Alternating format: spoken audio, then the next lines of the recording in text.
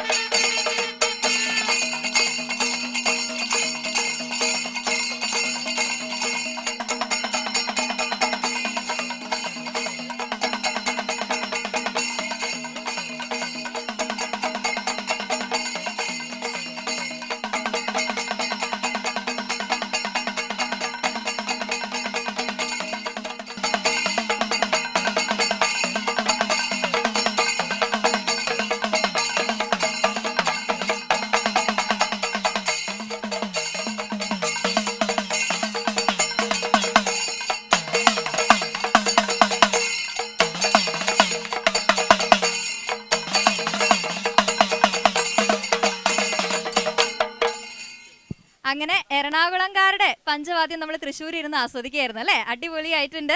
നിങ്ങളുടെ കൂട്ടത്തിൽ നീരജ് കൃഷ്ണ ഇതല്ലേ?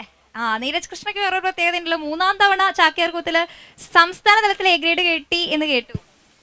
അതെ, ഇതാണ് 3-ാം തവണ അല്ലേ? 3-ാം തവണ. അപ്പോൾ നമ്മൾക്ക് പഞ്ചവാദ്യത്തിലും ഉണ്ട്, ചാക്യാർകൂത്തിലും ഉണ്ട്. അടിപൊളി. അങ്ങനെ ഡബിൾ ഡക്കറാണ് നമ്മൾ ഇപ്രാവശ്യം അടിച്ചുകൊണ്ട് പോകുന്നത്. അപ്പോൾ എന്തായാലും നിങ്ങൾക്ക് എല്ലാവർക്കും congratulations, all the very best. Thank you so much.